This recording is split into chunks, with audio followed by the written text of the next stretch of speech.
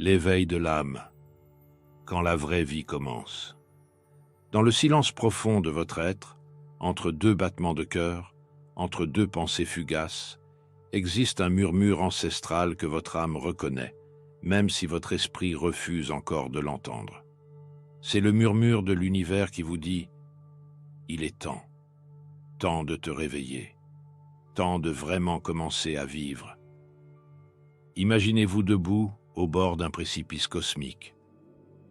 Derrière vous s'étend le paysage familier de tout ce que vous avez construit, votre carrière, vos relations, vos accomplissements, votre identité sociale.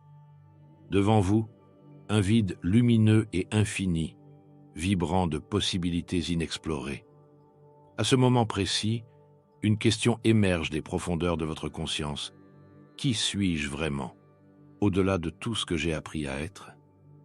Carl Gustav Jung, ce grand explorateur des mystères de l'âme humaine, nous a légué une vérité qui dérange autant qu'elle libère. La vie commence à 40 ans, avant cela on fait juste des recherches. Ces mots ne sont pas une simple observation psychologique, ils sont une clé spirituelle, un code sacré qui ouvre la porte vers une dimension supérieure de l'existence humaine. Mais attention, chers chercheurs de vérité, ce que vous vous apprêtez à découvrir pourrait ébranler les fondations même de tout ce que vous pensiez savoir sur vous-même. Car les signes ne mentent jamais, et l'univers a choisi ce moment précis pour vous transmettre ce message. Vous n'êtes pas ici par hasard. Respirez profondément. Laissez ces mots pénétrer non seulement votre esprit, mais votre cœur, votre âme, chaque cellule de votre être. Car nous ne parlons pas ici de développement personnel ordinaire. Nous parlons d'alchimie spirituelle, de transformation profonde, d'éveil véritable. Dans les traditions ésotériques anciennes, il est dit que l'âme choisit son incarnation avec une intention sacrée.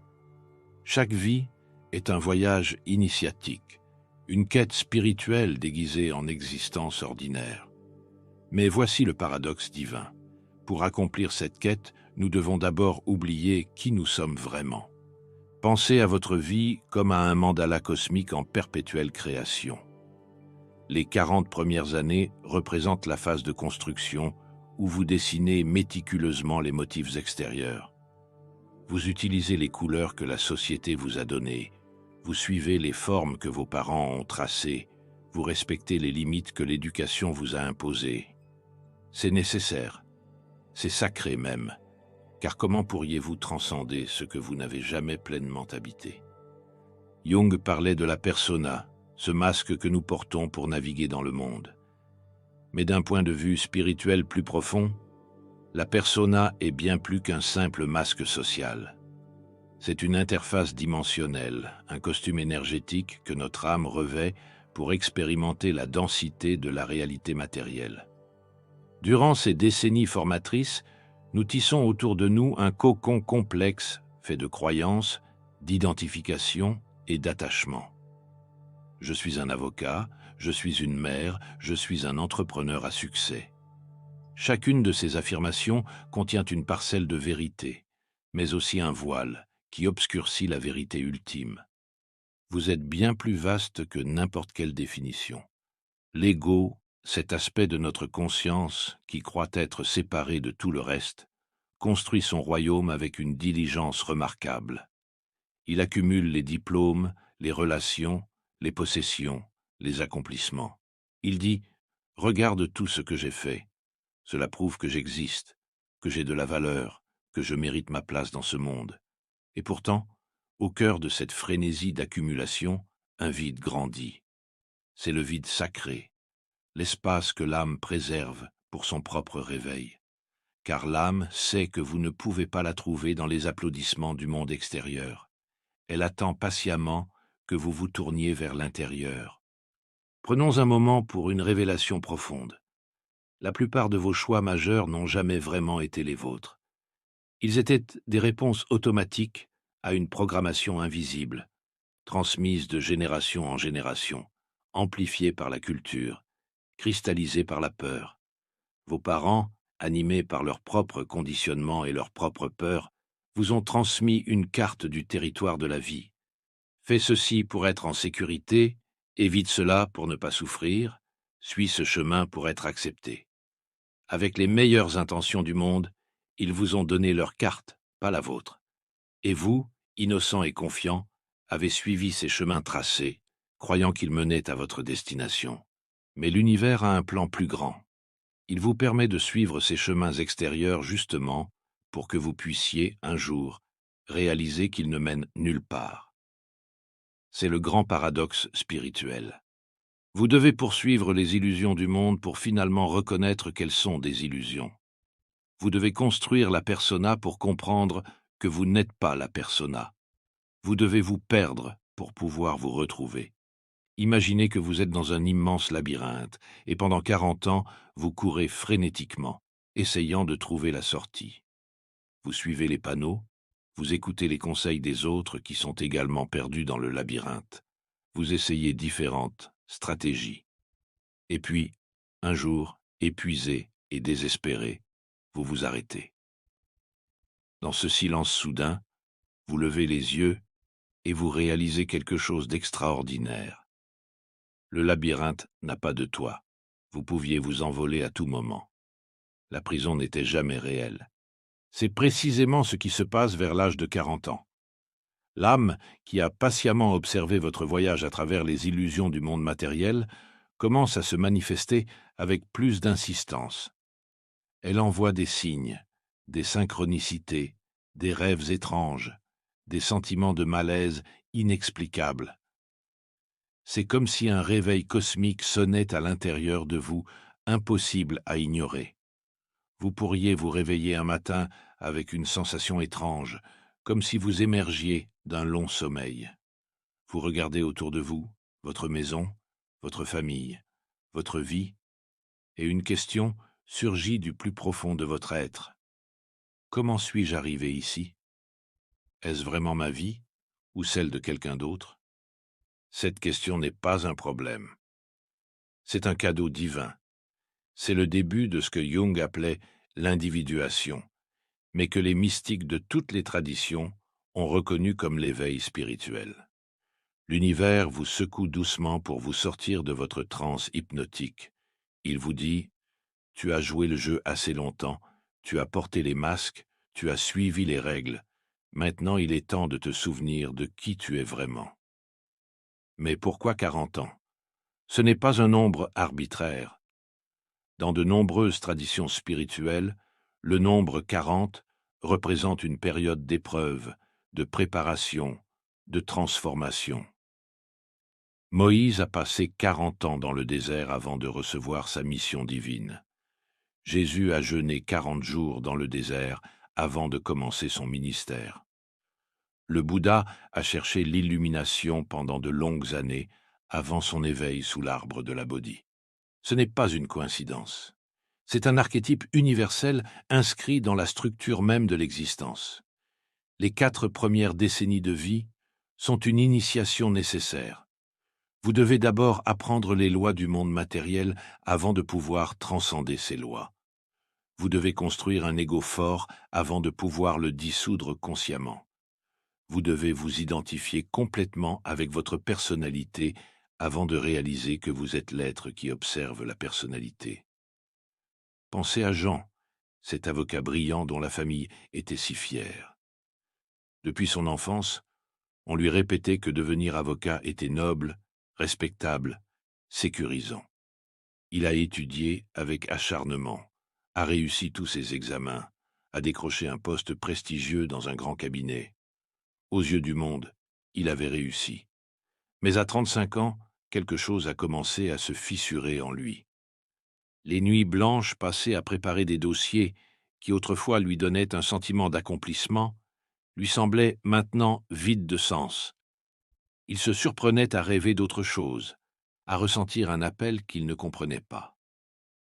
Une nuit, incapable de dormir, il s'est assis à son bureau et a commencé à écrire, non pas des arguments juridiques, mais des poèmes, des histoires, des réflexions profondes. Les mots coulaient de lui comme une rivière longtemps retenue. C'était son âme qui parlait enfin, réclamant son espace, sa voix, sa vérité. Jean était confronté à un carrefour spirituel. Il pouvait ignorer cet appel, le rationaliser, continuer sur le chemin tracé, ou il pouvait avoir le courage d'écouter, même si cela signifiait décevoir les attentes, même si cela impliquait de reconstruire sa vie. L'univers ne le forçait pas. Il lui offrait simplement un choix, une opportunité de s'aligner avec son essence véritable. Voici une vérité que peu osent dire. La plupart des gens passent leur vie entière à jouer un rôle qu'ils n'ont jamais consciemment choisi. Ils meurent sans avoir jamais vraiment vécu, sans avoir jamais connu leur âme authentique. C'est la tragédie la plus profonde de l'existence humaine.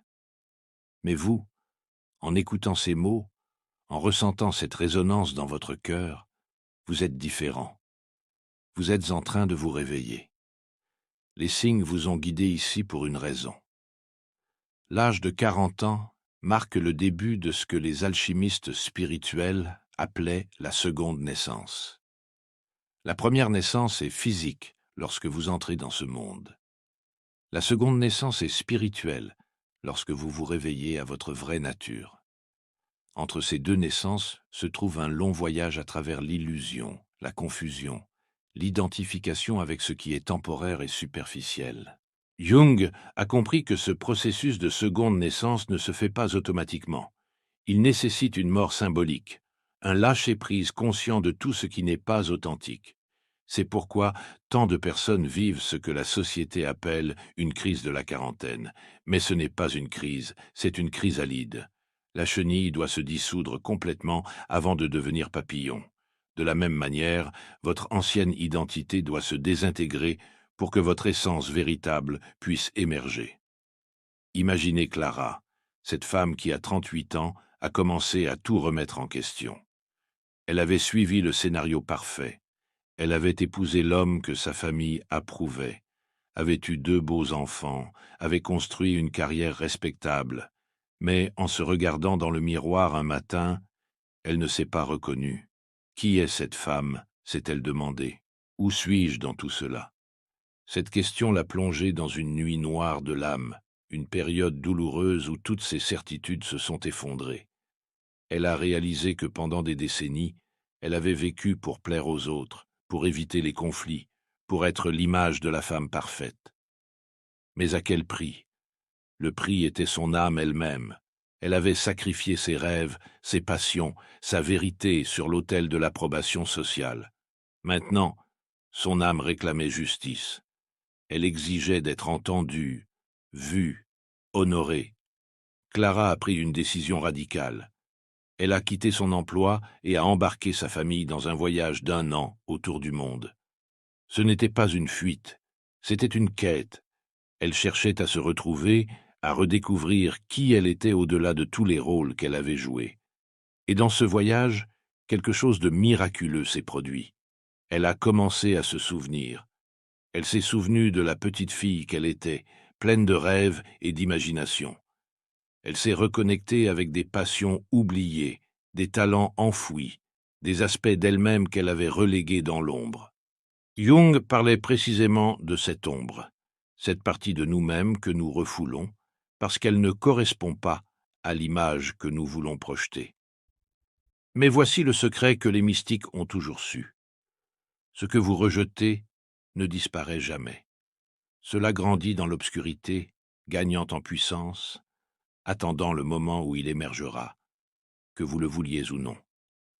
L'ombre contient non seulement vos peurs et vos défauts, mais aussi vos dons les plus précieux, vos talents les plus brillants, votre créativité la plus pure.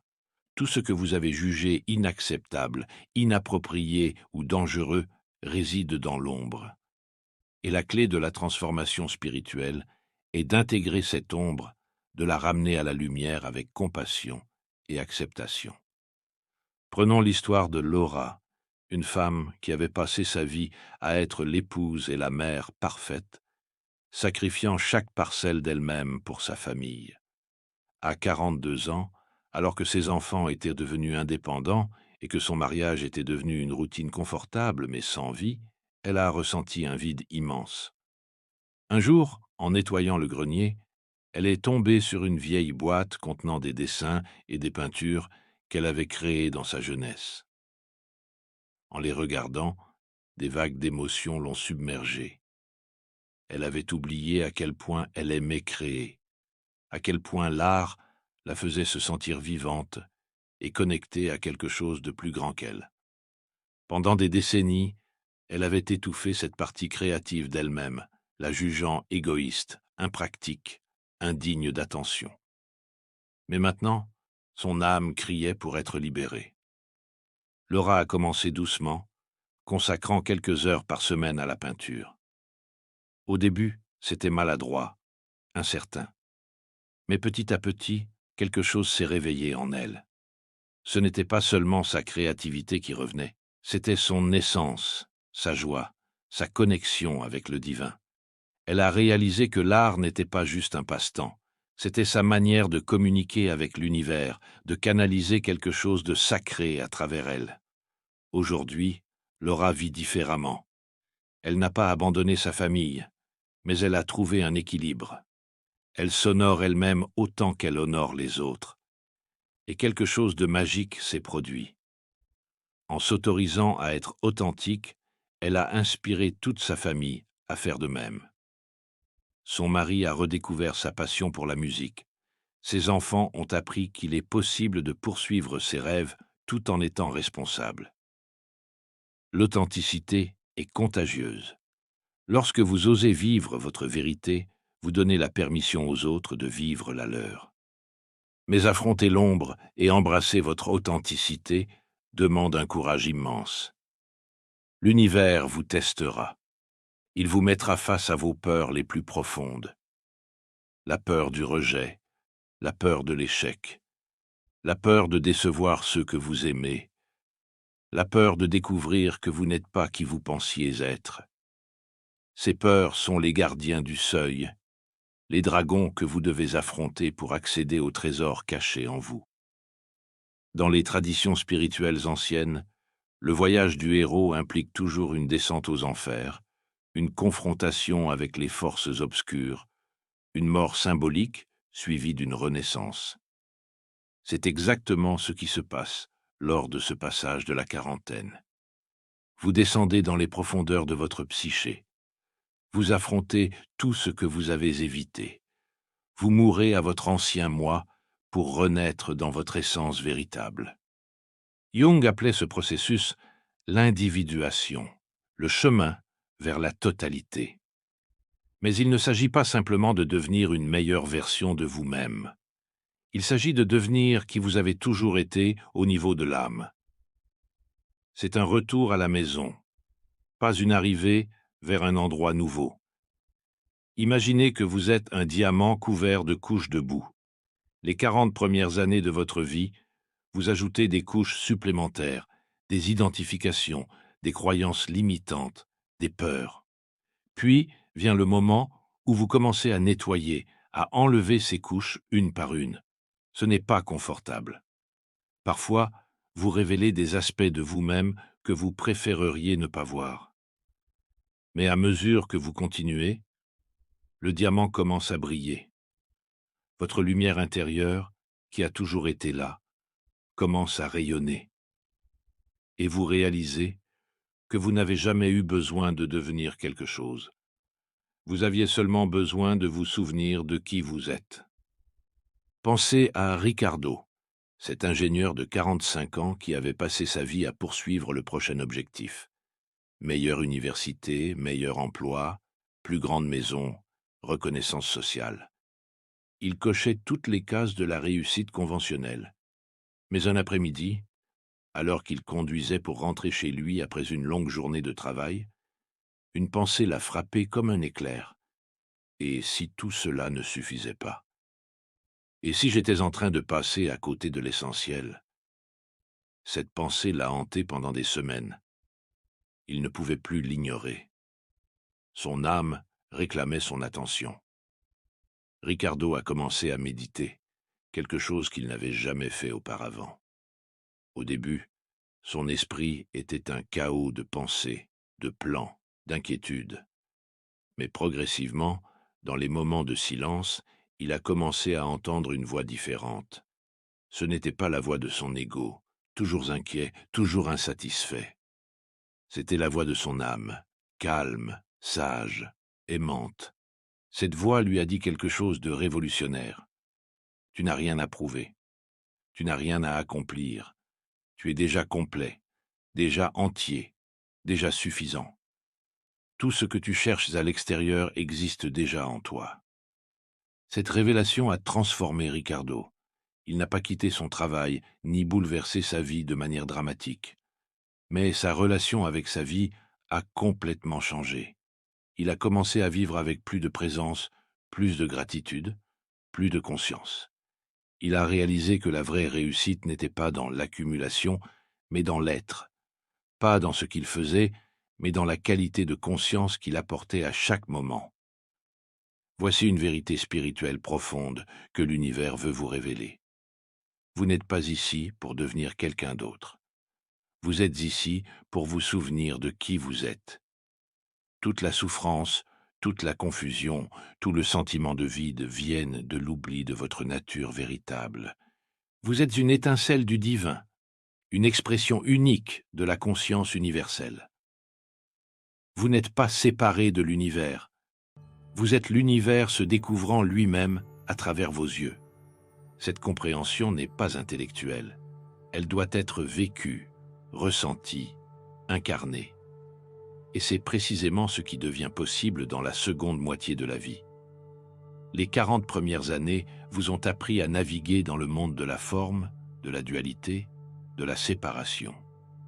Maintenant, il est temps d'apprendre à naviguer dans le monde de l'essence, de l'unité, de la connexion. Maintenant, il est temps de comprendre que vous n'êtes pas une goutte dans l'océan, mais l'océan entier dans une goutte. Imaginez que vous passez votre vie à chercher l'eau alors que vous êtes déjà immergé dans l'océan. C'est exactement ce que nous faisons. Nous cherchons le bonheur, la paix, l'amour, la plénitude à l'extérieur, alors que tout cela réside déjà en nous. Les 40 premières années sont nécessaires pour cette recherche externe. Vous devez chercher à l'extérieur pour finalement comprendre que ce que vous cherchez était toujours à l'intérieur. C'est le grand retournement, le grand éveil qui se produit à mi-vie. Les mystiques soufis parlent du voyage de l'âme comme d'un cercle. Vous partez de Dieu, vous voyagez à travers le monde de l'illusion, et vous retournez à Dieu. Mais vous ne revenez pas au même point. Vous revenez transformé, enrichi, conscient. Vous avez vécu l'expérience de la séparation pour apprécier pleinement l'unité. Vous avez connu l'obscurité pour vraiment comprendre la lumière. Les sages bouddhistes enseignent que la souffrance naît de l'attachement et de l'identification avec ce qui est impermanent. Pendant la première moitié de la vie, vous vous attachez à tout, votre corps, votre carrière, vos relations, vos accomplissements, votre image.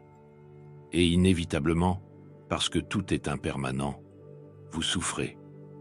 Mais cette souffrance n'est pas une punition, c'est un enseignement. Elle vous pousse à chercher ce qui est permanent, ce qui est éternel. Et qu'est-ce qui est éternel? Votre essence, votre conscience, votre âme. La forme change constamment, mais l'essence reste. Le corps vieillit, mais la conscience qui observe le corps ne vieillit pas. Les pensées viennent et partent, mais celui qui observe les pensées demeure immuable. Les émotions surgissent et se dissolvent, mais la présence qui contient les émotions est toujours là, stable, paisible, infinie. Vers 40 ans, vous commencez à faire cette distinction cruciale entre la forme et l'essence, entre le contenant et le contenu, entre la personnalité et l'âme. C'est un éveil progressif, parfois douloureux, souvent déstabilisant, mais ultimement libérateur. Vous commencez à vous désidentifier de ce qui est temporaire et à vous identifier avec ce qui est éternel. Pensez à Marcos, ce médecin respecté qui avait toujours senti qu'il manquait quelque chose dans sa vie. Il aimait soigner ses patients. Mais il y avait une passion secrète qu'il avait toujours réprimée, la musique. Dans sa jeunesse, il rêvait de devenir musicien, mais ses parents l'avaient convaincu que ce n'était pas une carrière sérieuse. Par devoir et par peur, il avait choisi la médecine. Pendant des années, il avait enfoui ce désir profond, se concentrant sur sa carrière médicale. Mais à 43 ans, lors d'un voyage en solitaire, quelque chose s'est ouvert en lui.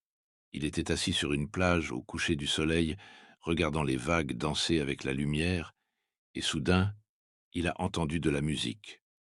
Pas de la musique externe, mais une mélodie qui venait de son âme. C'était comme si l'univers lui chantait une chanson qu'il avait oubliée. Dans ce moment de grâce, Marcos a pris une décision. Il allait honorer cette partie de lui-même, peu importe ce que les autres pensaient. Il a acheté une guitare, a commencé à prendre des cours, et progressivement, la musique est redevenue une partie intégrante de sa vie. Aujourd'hui, Marcos continue d'être médecin, mais il joue également dans un groupe le week-end.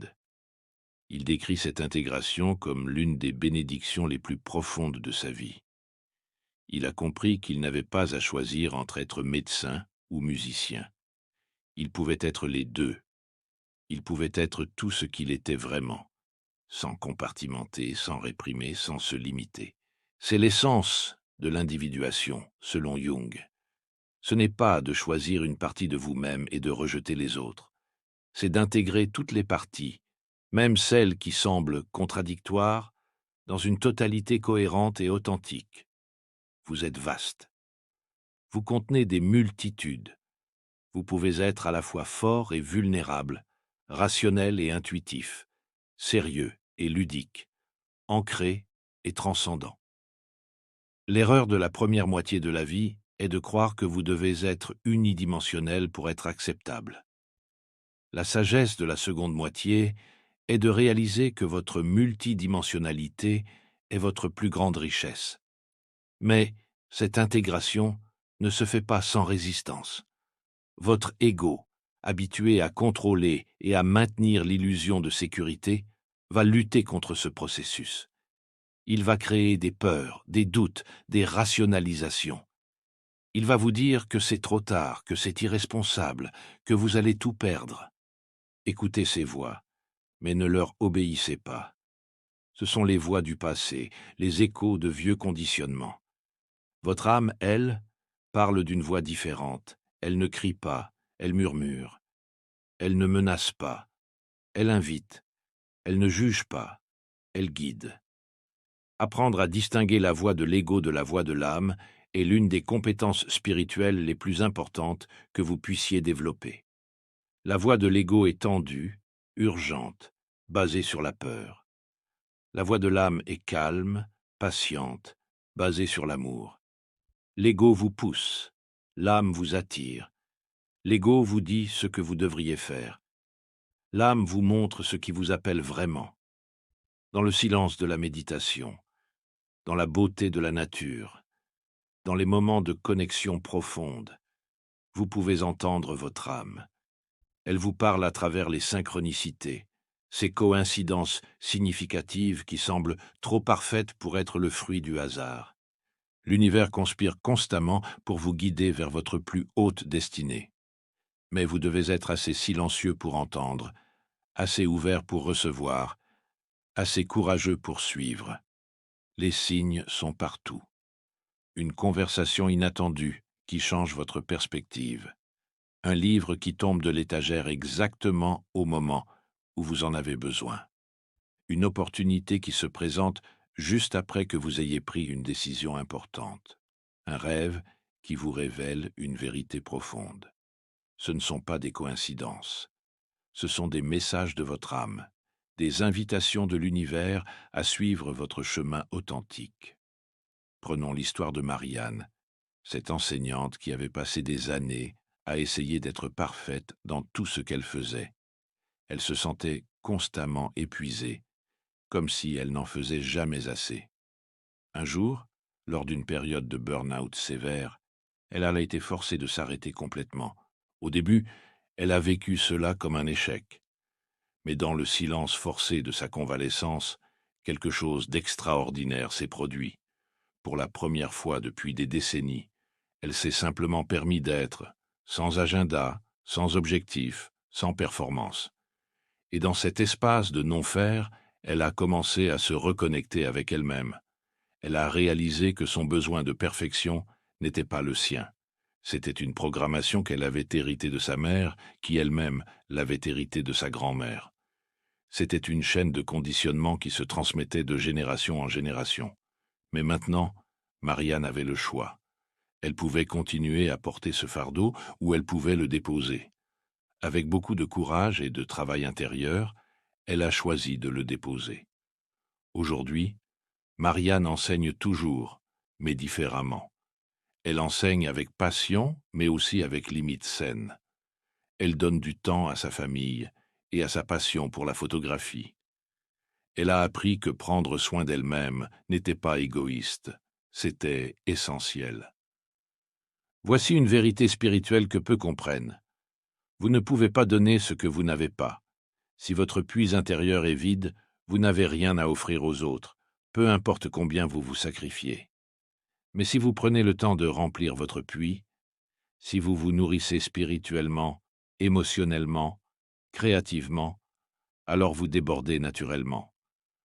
Vous donnez non pas par obligation ou par sacrifice, mais par abondance.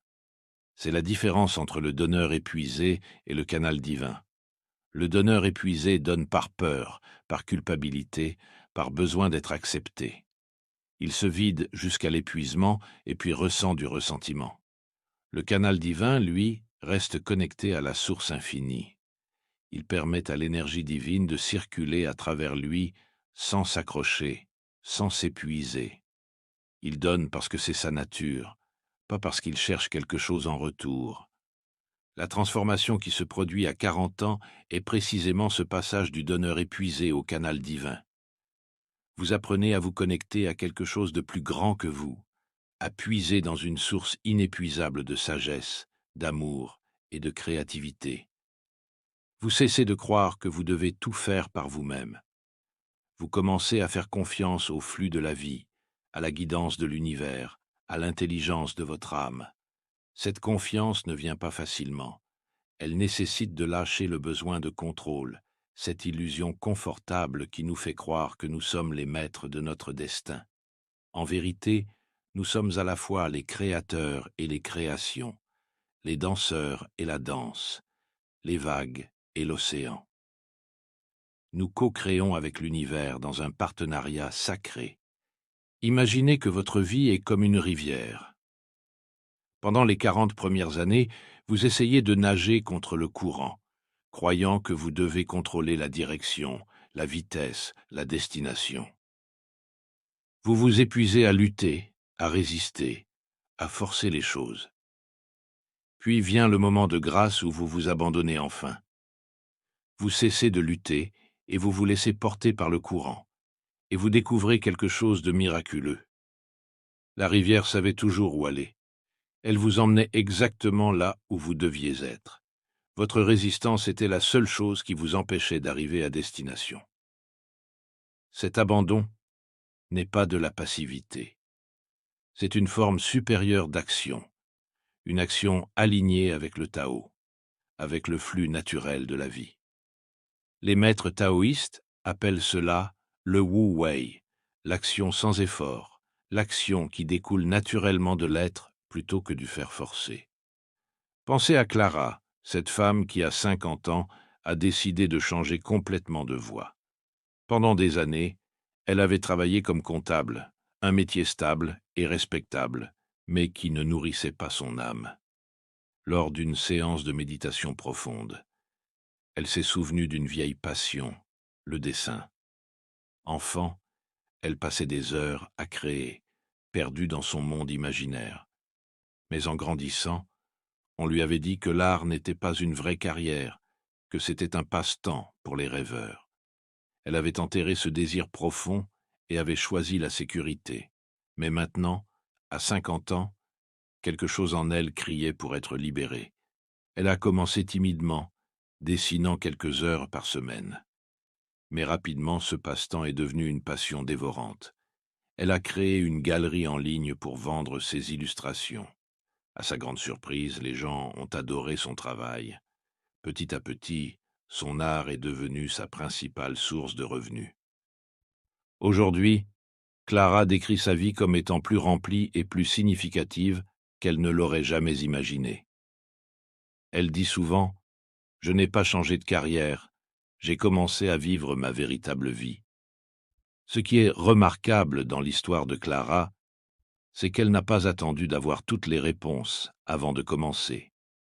Elle a simplement suivi l'appel de son âme, un pas à la fois. C'est la clé de la transformation spirituelle. Vous n'avez pas besoin de voir tout le chemin. Vous avez juste besoin de voir le prochain pas et avoir le courage de le faire. L'univers révèle le chemin au fur et à mesure que vous marchez. C'est un acte de foi, une danse sacrée entre votre volonté et la volonté divine. Vous faites votre part, et l'univers fait la sienne. Vous plantez la graine, et l'univers fournit la pluie, le soleil et le sol fertile. Mais voici ce que vous devez comprendre. Cette transformation n'est pas réservée aux moments dramatiques ou aux changements de carrière radicaux. Elle se produit aussi dans les petits choix quotidiens. Chaque fois que vous choisissez l'authenticité plutôt que les apparences, vous vous transformez. Chaque fois que vous écoutez votre intuition plutôt que la voix de la peur, vous évoluez. Chaque fois que vous honorez vos besoins plutôt que de vous sacrifier inutilement, vous grandissez. La spiritualité n'est pas quelque chose que vous faites le dimanche ou pendant des retraites spéciales. C'est quelque chose que vous vivez à chaque instant, dans chaque respiration, dans chaque interaction. C'est dans la manière dont vous buvez votre café le matin, conscient et présent. C'est dans la façon dont vous écoutez vraiment quelqu'un, sans préparer votre réponse. C'est dans le courage de dire non quand votre cœur dit non, et oui quand votre âme s'illumine. Les maîtres zen enseignent que l'éveil n'est pas un état extraordinaire que vous atteignez après des années de méditation dans une grotte. L'éveil est la reconnaissance simple et directe de ce qui est déjà là. C'est voir le sacré dans l'ordinaire, le miraculeux dans le quotidien, l'infini dans le moment présent. Et cette reconnaissance devient naturellement plus accessible dans la seconde moitié de la vie. Pourquoi ? Parce que vous avez vécu assez longtemps pour voir les cycles se répéter. Vous avez poursuivi des objectifs et réalisé qu'ils ne vous comblaient pas. Vous avez accumulé des possessions et découvert qu'elles ne pouvaient pas remplir le vide. Vous avez cherché l'approbation et compris qu'elle était éphémère. Toutes ces expériences, même les plus douloureuses, vous ont enseigné quelque chose de précieux. Le bonheur durable ne peut pas être trouvé à l'extérieur. Il ne peut être découvert qu'à l'intérieur. Jung disait que la première moitié de la vie est une expansion vers l'extérieur, et la seconde moitié est un retour vers l'intérieur. C'est un mouvement naturel, comme l'inspiration et l'expiration. Vous inspirez le monde, vous explorez, vous expérimentez, vous accumulez, puis vous expirez, vous lâchez, vous simplifiez, vous revenez à l'essentiel. Les deux mouvements sont nécessaires. L'expansion vous donne l'expérience, le retour vous donne la sagesse. Pensez au grand maître spirituel de l'histoire. Le Bouddha était un prince qui avait tout avant de renoncer à tout pour trouver l'illumination. Jésus a passé ses jeunes années à apprendre le métier de charpentier avant de commencer son ministère. Rumi était un érudit respecté avant sa rencontre transformatrice avec Shams de Tabriz. Tous ont suivi ce même schéma, une période de préparation dans le monde, suivie d'un éveil spirituel profond. Vous êtes sur ce même chemin sacré. Vous n'êtes pas différent de ces grands êtres. Vous avez la même essence divine, le même potentiel d'éveil, la même capacité de transformation. La seule différence est le degré de conscience, et c'est précisément ce que vous cultivez maintenant. Chaque moment de présence, chaque acte d'authenticité, chaque choix conscient augmente votre niveau de conscience. Vous vous éveillez progressivement du rêve collectif, de l'hypnose sociale, de l'identification avec le faux moi. Et dans cet éveil, vous découvrez qui vous êtes vraiment. Non pas un corps qui va mourir, non pas une personnalité conditionnée, non pas un rôle social. Vous êtes la conscience éternelle qui anime ce corps, qui observe cette personnalité, qui joue ce rôle. Vous êtes l'espace dans lequel toute l'expérience se déroule. Cette réalisation n'est pas intellectuelle. Vous pouvez lire ces mots et les comprendre mentalement, mais la vraie compréhension vient de l'expérience directe. Elle vient dans les moments de grâce, quand le voile se lève momentanément et vous voyez la réalité telle qu'elle est vraiment. Ces moments peuvent survenir pendant la méditation, dans la nature, dans un moment de connexion profonde avec un être aimé, ou même dans la souffrance intense. La souffrance, aussi paradoxale que cela puisse paraître, est souvent le plus grand catalyseur de l'éveil spirituel. Quand la douleur devient insupportable, quand les stratégies habituelles de l'ego ne fonctionnent plus, quand vous atteignez ce que les mystiques chrétiens appellent la nuit noire de l'âme, vous n'avez plus le choix. Vous devez lâcher prise. Et dans ce lâcher-prise, dans cette reddition totale, quelque chose de nouveau peut naître. Imaginez Ricardo, cet homme qui semblait avoir tout réussi, mais qui se sentait profondément vide. Sa crise est venue sous la forme d'une dépression sévère à 45 ans. Tout ce qu'il avait construit, sa carrière brillante, sa famille parfaite, son statut social, semblait soudainement dénué de sens. Il se demandait pourquoi continuer, quel était le but de tout cela. Dans son désespoir, il a commencé à méditer, non pas comme une technique de développement personnel, mais comme un acte de survie. Il avait besoin de quelque chose, n'importe quoi, pour donner un sens à son existence. Au début, sa méditation était chaotique. Son esprit tournait en rond avec les mêmes pensées angoissantes. Mais il a persisté. Jour après jour, il s'asseyait en silence, observant le chaos de son mental. Et lentement, très lentement, quelque chose a commencé à changer. Il a remarqué qu'il y avait une partie de lui qui observait les pensées sans être les pensées. Une partie qui restait calme même quand l'esprit était agité. Une présence stable, paisible, toujours là. C'était son être véritable, sa nature essentielle. Cette découverte a tout changé pour Ricardo. Il a réalisé qu'il n'était pas ses pensées, pas ses émotions, pas son histoire personnelle. Il était la conscience qui contenait tout cela. Et cette conscience était vaste, lumineuse, indestructible. Sa dépression n'a pas disparu du jour au lendemain, mais sa relation avec elle a changé. Au lieu de la combattre, il l'a accueillie comme une enseignante. Il a compris qu'elle était venue pour lui montrer que quelque chose dans sa vie n'était pas aligné, qu'il vivait une existence qui ne correspondait pas à son âme.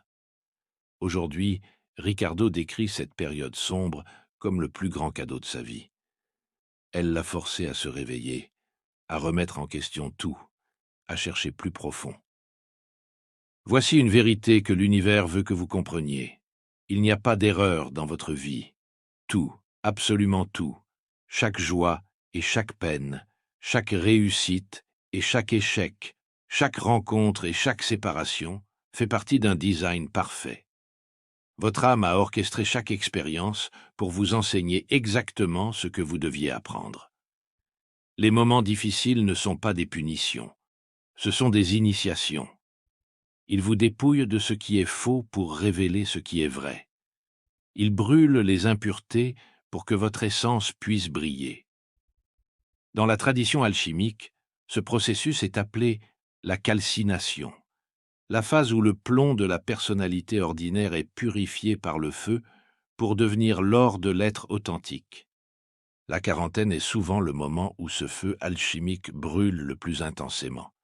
C'est inconfortable, parfois douloureux, mais absolument nécessaire. Vous ne pouvez pas devenir qui vous êtes vraiment sans brûler, qui vous n'êtes pas.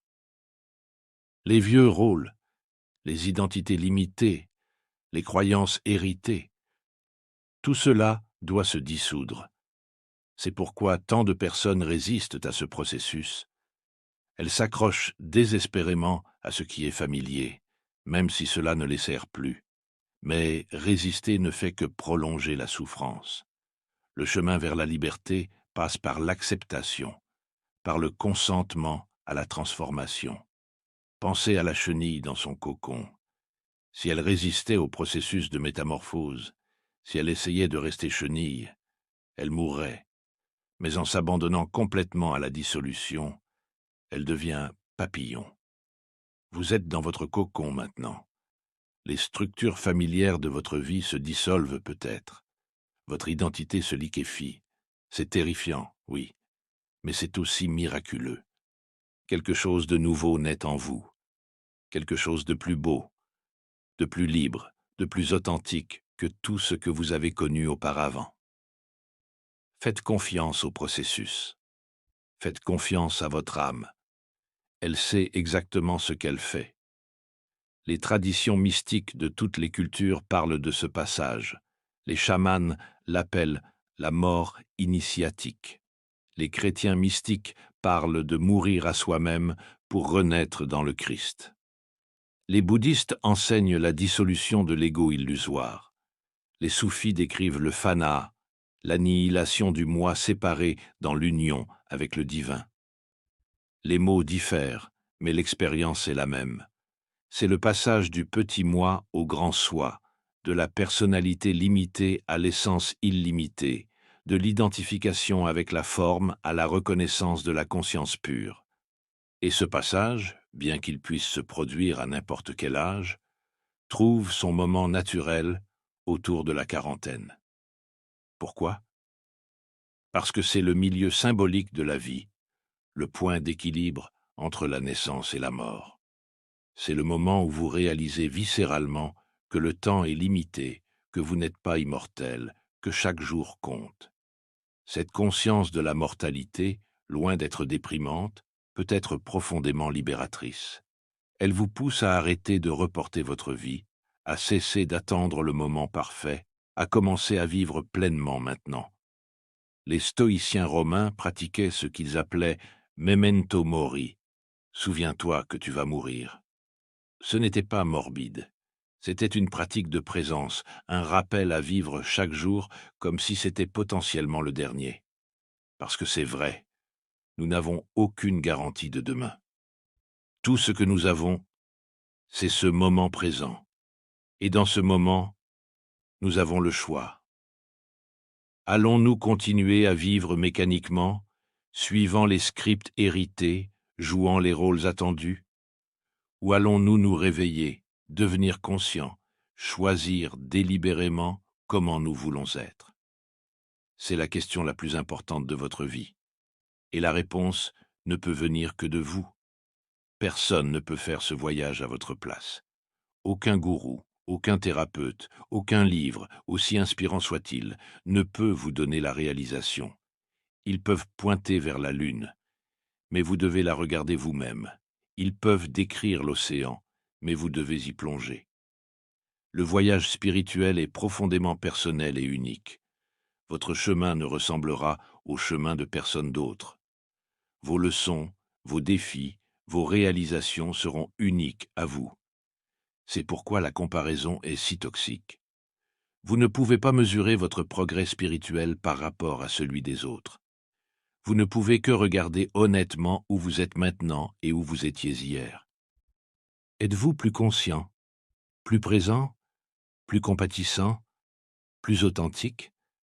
Si oui, vous progressez. C'est aussi simple que cela. Pensons maintenant à un autre aspect crucial de cette transformation. La relation avec le temps lui-même change. Dans la première moitié de la vie, le temps semble infini. Vous avez l'impression d'avoir tout le temps du monde pour devenir qui vous voulez être, pour accomplir ce que vous voulez accomplir. Vous reportez vos rêves, vous remettez à plus tard vos passions, vous dites « un jour, quand j'aurai le temps, quand les conditions seront parfaites ». Mais vers 40 ans, vous commencez à sentir le sable glisser à travers le sablier. Vous réalisez que, un jour, pourrait ne jamais venir, que le moment parfait n'existe pas, que si vous voulez vivre vraiment, vous devez commencer maintenant. Cette urgence spirituelle n'est pas de l'anxiété, c'est un appel à l'action consciente. C'est votre âme qui dit « Nous n'avons plus le luxe d'attendre ». Si tu veux chanter ta chanson unique, c'est le moment. Si tu veux créer ce que tu es venu créer, c'est le moment. Si tu veux aimer pleinement, c'est le moment. Mais attention, cette urgence ne signifie pas précipitation.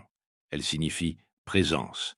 Elle signifie être pleinement engagé dans votre vie maintenant, pas dans un futur hypothétique. Les enseignements bouddhistes nous rappellent que le passé est parti et le futur n'est pas encore arrivé. Seul le présent existe vraiment. Et paradoxalement, quand vous êtes pleinement présent, le temps semble se dilater.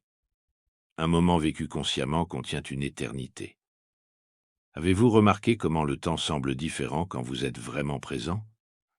Quand vous regardez profondément dans les yeux d'un être aimé, quand vous êtes absorbé dans une activité créative, quand vous contemplez un coucher de soleil avec toute votre attention, le temps semble s'arrêter. Vous entrez dans ce que les psychologues appellent l'état de flow, mais que les mystiques connaissent depuis toujours comme l'éternel présent. C'est votre état naturel. C'est ainsi que votre âme expérimente la réalité. Sans passé, sans futur, juste maintenant. L'ego vit dans le temps psychologique, constamment en train de ressasser le passé ou d'anticiper le futur. Mais votre être véritable réside dans le maintenant intemporel. La seconde moitié de la vie vous invite à vivre de plus en plus depuis cet espace d'éternité. Non pas en niant les responsabilités pratiques, mais en les accomplissant depuis un espace de présence plutôt que d'identification. Vous planifiez toujours l'avenir, mais vous ne vivez plus dans l'avenir. Vous apprenez du passé, mais vous ne vivez plus dans le passé. Vous habitez le présent, et de ce centre stable, vous dansez avec le temps. Imaginez maintenant que vous êtes assis tranquillement, peut-être devant une fenêtre, regardant le monde extérieur. Les gens passent, pressés, absorbés dans leurs pensées. Les voitures filent, les nuages dérivent. Tout est en mouvement constant. Mais vous, assis là, êtes immobile. Vous observez tout ce mouvement depuis un point de quiétude. C'est une métaphore parfaite de la conscience éveillée. Le monde continue de bouger, de changer, de tourbillonner. Mais en vous, il y a un centre silencieux, un point de paix qui n'est jamais perturbé. Ce centre, c'est qui vous êtes vraiment. Pas la personnalité qui réagit constamment, pas l'ego qui s'inquiète et planifie, mais la conscience pure qui observe tout cela avec une présence tranquille. Jung appelait ce centre le soi, avec un S majuscule, pour le distinguer du petit soi de l'ego. Le soi est votre totalité, votre essence divine, votre connexion avec l'infini. Le voyage d'individuation est le voyage de l'ego vers le soi, du petit soi au grand soi, de la partie vers le tout. Et ce voyage nécessite ce que Jung appelait la confrontation avec l'ombre. Nous avons déjà parlé de l'ombre, mais approfondissons davantage. L'ombre n'est pas seulement les aspects négatifs que nous refoulons, c'est aussi notre lumière réprimée, nos dons non exprimés, notre potentiel non réalisé. Tout ce que vous avez jugé inacceptable et enfoui dans l'inconscient constitue votre ombre, et elle détient une énergie immense. Pensez à toute l'énergie psychique que vous dépensez pour maintenir certaines parties de vous-même hors de vue. C'est comme essayer de garder une balle de plage sous l'eau. Cela demande un effort constant. Et inévitablement, la balle remonte à la surface, souvent de manière incontrôlée. C'est pourquoi les gens font parfois des choses qui semblent complètement hors de caractère. L'ombre éclate. L'aspect refoulé exige d'être reconnu. Mais il y a un meilleur chemin. Au lieu d'attendre que l'ombre explose de manière destructive, vous pouvez consciemment l'inviter à la lumière. Vous pouvez explorer ces parties cachées de vous-même avec curiosité et compassion. Prenons l'exemple de Laura, cette femme qui avait réprimé sa créativité pendant des décennies pour être l'épouse et la mère parfaite. Sa créativité était dans l'ombre, non pas parce qu'elle était mauvaise, mais parce qu'elle la jugeait égoïste, inappropriée pour une femme de sa position. Quand elle a finalement permis à cette partie d'elle-même de s'exprimer, quelque chose de magique s'est produit. Non seulement elle s'est sentie plus vivante, mais toute sa vie s'est transformée. Sa relation avec son mari s'est approfondie. Ses enfants l'ont vue sous un nouveau jour. Elle est devenue plus authentique, plus entière, plus elle-même. C'est le pouvoir de l'intégration de l'ombre. Vous ne rejetez rien, vous embrassez tout. Vous devenez complet. Les enseignements du yoga parlent de ce processus comme l'union des opposés. Le mot yoga lui-même signifie union. C'est l'union du masculin et du féminin intérieur, de l'ombre et de la lumière, du conscient et de l'inconscient, du personnel et du transpersonnel. Cette union ne peut se produire que lorsque vous cessez de juger certaines parties de vous-même comme bonnes et d'autres comme mauvaises. Tout est bienvenu, tout a sa place. Même vos soi-disant défauts contiennent des dons. Votre colère, bien canalisée, devient passion pour la justice. Votre tristesse devient compassion profonde. Votre peur devient vigilance et prudence. Rien n'est intrinsèquement mauvais. Tout dépend de la conscience que vous y apportez. C'est la clé de l'alchimie spirituelle. Vous ne supprimez pas le plomb, vous le transformez en or. Vous ne tuez pas le dragon, vous l'apprivoisez et il devient votre allié le plus puissant. Pensez aux grands héros mythologiques. Ils ne détruisent pas les monstres qu'ils rencontrent. Ils les transforment, les intègrent, apprennent d'eux. Héraclès devait accomplir 12 travaux, chacun représentant un aspect de lui-même qu'il devait maîtriser. Le voyage du héros est toujours un voyage intérieur déguisé en aventure extérieure. Vous êtes le héros de votre propre mythe, et le voyage que vous entreprenez maintenant, dans cette seconde moitié de votre vie, est le plus important. C'est le voyage vers la totalité, vers l'authenticité, vers la réalisation de qui vous êtes vraiment. Les obstacles que vous rencontrez ne sont pas des ennemis, ce sont des enseignants. Les défis ne sont pas des punitions, ce sont des opportunités de croissance. Tout est arrangé parfaitement pour votre évolution. Mais vous devez avoir les yeux pour voir. Vous devez développer ce que les bouddhistes appellent la vision claire, la capacité de voir au-delà des apparences superficielles jusqu'à la vérité plus profonde. Et cette vision se développe naturellement à mesure que vous mûrissez spirituellement. Les choses qui vous auraient dévasté à 20 ans ne vous perturbent même pas à 40. Non pas parce que vous êtes devenu insensible, mais parce que vous avez gagné en perspective. Vous savez que tout est temporaire, que les tempêtes passent, que même la douleur la plus intense finit par se transformer. Cette sagesse née de l'expérience est inestimable. C'est pourquoi les anciennes cultures honoraient les anciens. Ils comprenaient que l'âge apporte des dons que la jeunesse ne peut pas posséder. Malheureusement, notre culture moderne a perdu cette compréhension. Elle idolâtre la jeunesse et craint le vieillissement. Mais du point de vue spirituel, vieillir est un privilège, une opportunité de mûrir dans la sagesse, de se rapprocher de l'essence. Chaque année que vous vivez consciemment ajoute une couche de profondeur à votre être. Vous devenez comme un vin fin qui s'améliore avec l'âge, ou comme un instrument de musique dont le son devient plus riche, plus il est joué. Votre âme s'épanouit dans la maturité. Elle attend depuis longtemps ce moment où vous seriez prêt à écouter vraiment, à regarder profondément, à vivre authentiquement. Et maintenant, ce moment est arrivé. Maintenant, vous êtes prêt. Sinon, vous ne seriez pas en train de lire ces mots. Sinon, ces idées ne résonneraient pas si profondément en vous. L'univers vous parle à travers cette résonance. Quand quelque chose résonne en vous, c'est votre âme qui dit oui, c'est vrai, je le reconnais. Cette reconnaissance n'est pas intellectuelle, c'est viscéral, intuitive, indéniable. Vous le sentez dans votre corps, dans votre cœur, dans vos entrailles. C'est le langage de l'âme. Apprenez à écouter ce langage. Apprenez à faire confiance à cette guidance intérieure. Elle ne vous trompera jamais. Votre mental peut vous tromper avec ses rationalisations et ses peurs. Votre ego peut vous égarer avec ses désirs et ses attachements. Mais votre âme connaît toujours le chemin. Elle est connectée à une intelligence supérieure, à la sagesse universelle, à ce que certains appellent Dieu, d'autres la source, d'autres encore la conscience cosmique. Le nom importe peu.